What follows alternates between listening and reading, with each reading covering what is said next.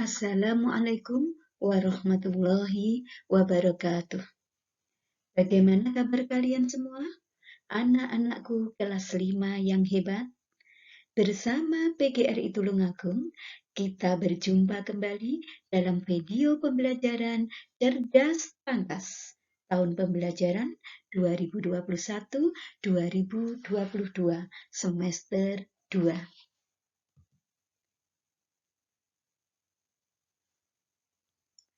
Kali ini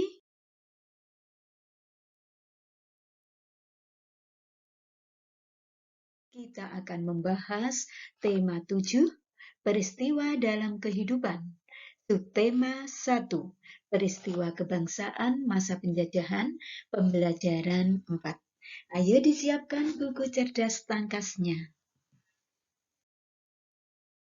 Dalam pembelajaran ini kita akan membahas 3 muatan, yaitu muatan IPS, muatan Bahasa Indonesia, dan muatan PPKN. Baiklah, kita akan memulai pembahasan muatan IPS, KD 3.4 dan 4.4. Pada pembahasan kali ini, kita akan membahas tentang organisasi yang terbentuk pada masa pergerakan untuk mencapai kemerdekaan Indonesia.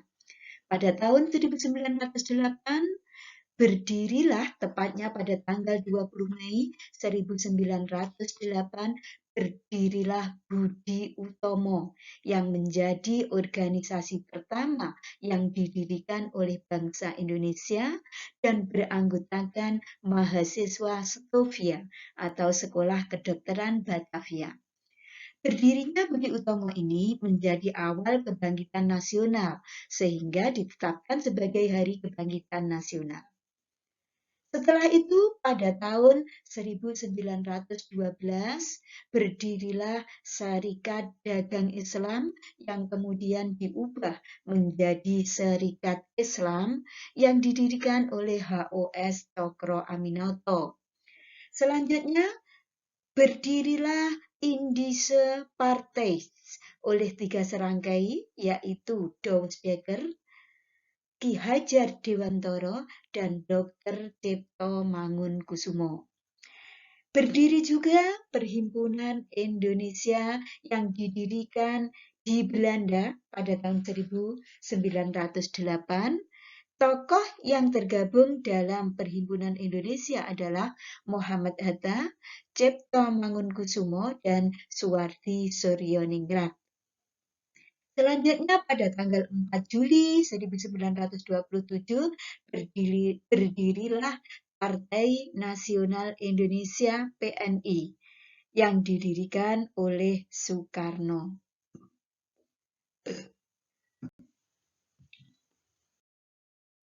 Selanjutnya, setelah kalian mengetahui antara organisasi-organisasi yang bersifat nasional, ayo dalam kegiatan 1 ini kita menjawab pertanyaan-pertanyaan berikut. 1. Apakah perbedaan antara perjuangan yang bersifat kedaerahan dan yang bersifat nasional? Kalau yang bersifat kedaerahan hanya untuk mempertahankan daerahnya sendiri. Sedangkan yang bersifat nasional bertujuan untuk mencapai kemerdekaan Indonesia. 2. Berilah masing-masing 2 contoh perjuangan yang bersifat kedaerahan dan yang bersifat nasional. Perjuangan yang bersifat kedaerahan contohnya perjuangan Diponegoro untuk mempertahankan daerah Yogyakarta. Perjuangan Imam Bonjol untuk mempertahankan daerah Sumatera. Sedangkan perjuangan yang bersifat nasional contohnya Budi Utomo, Indische Partij, PNI, Serikat Islam, dan lain-lain. Nomor 3, selain bersifat kedaerahan, faktor apa saja yang menyebabkan gagalnya perjuangan untuk mengusir penjajah? Yang jelas kurangnya persatuan dan kesatuan dan taktik adu domba yang dilakukan oleh Belanda. Selanjutnya kita akan membahas soal-soal pada Ayo Berlatih. Soal nomor 1. Budi Utomo adalah organisasi nasional yang berdiri atas prakarsa dari A. Dr. Sutomo, B. Dr. Wahidin Sudirohusodo, C. H.O.S. Cokro Aminoto, D. Raden Mas Suwardi Suryaningrat. Jawaban yang betul adalah B. Dr. Wahidin Sudirohusodo. 2. Organisasi yang berdiri pada tanggal 20 Mei 1908 beranggotakan Mahasiswa Stovia atau Sekolah Kedokteran Batavia. Soal nomor 3. Tahun 1912 berdiri organisasi yang bertujuan untuk melindungi pengusaha lokal agar dapat bersaing dengan pengusaha non-lokal dalam perdagangan batik, yaitu Serikat Dagang Islam atau Serikat Islam. 4. Partai Nasional Indonesia PNI merupakan perkumpulan yang dibentuk oleh Soekarno pada tanggal 4 Juli 1927, bergerak dalam bidang politik, ekonomi, dan sosial. Soal nomor 5. Sebutkan tujuan dibentuknya organisasi politik Indische Partij. Tujuan Indische Partij adalah mengembangkan rasa nasionalisme, menciptakan persatuan dan kesatuan bangsa, dan mengkritik pemerintah Belanda. Selanjutnya, muatan bahasa Indonesia KD 3.5 dan 4.5. Ayo membaca teks non-fiksi yang berjudul Kongres Pemuda 2. Ada 3 paragraf yang harus kalian baca dan kalian pahami. Ayo dibaca semua, yang ada di rumah, yang ada di sekolah, semua membaca teks di buku kalian masing-masing. Selanjutnya, setelah kalian membaca, tuliskan informasi penting dari teks yang telah kalian baca. Selanjutnya kita akan membahas soal-soal pada Ayo Berlatih. Ayo mengerjakan soal-soal berikut ini dengan benar. Soal nomor 1. Bacalah teks berikut. Selama zaman penjajahan Belanda, Kongres Pemuda Indonesia diselenggarakan 3 kali. Kongres Pemuda Indonesia 1 berlangsung di Jakarta pada tanggal 30 April sampai 2 Mei tahun 1926, diikuti oleh semua organisasi pemuda. Kongres Pemuda Indonesia I belum dapat menghasilkan keputusan yang mewujudkan persatuan seluruh pemuda. Kongres Pemuda I merupakan persiapan Kongres Pemuda Indonesia II. Kongres Pemuda Indonesia II berlangsung di Jakarta pada tanggal 27 sampai 28 Oktober 1928. Kongres Pemuda II berlangsung. Ide pokok, setelah kalian membaca, ide pokok paragraf tersebut adalah A.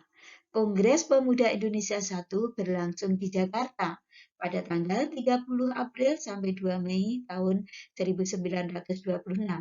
B. Kongres Pemuda Indonesia diselenggarakan 3 kali. C. Kongres Pemuda Indonesia I merupakan persiapan Kongres Pemuda Indonesia II. D. Kongres Pemuda Indonesia II berlangsung di Jakarta pada tanggal 27 sampai 28 Oktober. Jawaban yang betul adalah ide pokok paragraf tersebut adalah B. Kongres Pemuda Indonesia diselenggarakan 3 kali. Soal yang nomor 2. Kongres Pemuda Indonesia I berlangsung di Jakarta pada tanggal 30 April sampai 2 Mei tahun 1926. Kata tanya yang tepat untuk jawaban yang bercetak tebal adalah kapan. 3. Lagu Indonesia Raya ciptaan W.R. Supratman dinyatakan sebagai lagu kebangsaan Indonesia. WR adalah singkatan dari Wage Rudolf. 4. Menyampaikan pertanyaan dengan kalimat tanya bertujuan untuk mendapatkan informasi. 5. Pada tanggal 27 sampai 28 Oktober 1928, Kongres Pemuda Indonesia II berlangsung di Jakarta. Buatlah kalimat tanya sesuai pernyataan tersebut yang jawabannya bercetak tebal, yang jawabannya di Jakarta. Kata tanya yang tepat adalah di mana Kongres Pemuda II berlangsung. Selanjutnya muatan PPKN KD 3.3 dan 4.3. Kita akan mempelajari tentang bentuk keberagaman di Indonesia. Indonesia adalah negara dengan sejuta keberagaman. Keberagaman yang ada telah menjadi simbol persatuan dan dikemas dalam bingkai Bhinneka Tunggal Ika. Namun, belakangan ini Indonesia kerap mengalami krisis toleransi. Perbedaan yang ada justru menimbulkan perpecahan. Padahal perbedaan itu sendirilah yang seharusnya membuat Indonesia menjadi indah karena lebih berwarna. Sebagai warga negara yang baik, kita harus tetap menjaga persatuan dan kesatuan dengan menganut paham toleransi. Jangan sampai Indonesia terpecah belah akibat isu-isu negatif. Ingat kata pepatah, bersatu kita teguh, bercerai kita runtuh. Jika kita selalu bersama, satu ide, satu keputusan, dan satu tekad, maka akan kuat menghadapi rintangan apapun. Tetapi, jika selalu menang sendiri dan bersikap individu, maka kita akan bercerai-berai. Bentuk keberagaman di Indonesia mulai dari keberagaman suku, keberagaman agama, keberagaman ras, dan juga keberagaman anggota golongan, walaupun berbeda-beda tetapi tetap satu berdasarkan dasar negara Pancasila.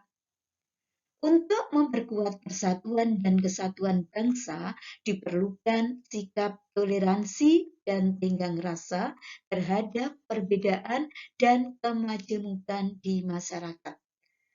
Sifat toleransi haruslah ditanamkan sejak dini supaya bisa menerima perbedaan yang ada. Contoh perilaku toleransi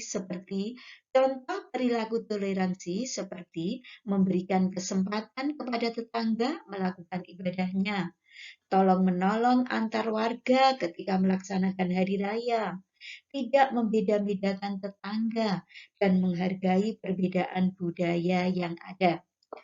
Sikap dan perilaku toleransi terhadap keberagaman masyarakat merupakan kunci untuk meningkatkan persatuan dan kesatuan serta mencegah proses perpecahan masyarakat, bangsa, dan negara Indonesia.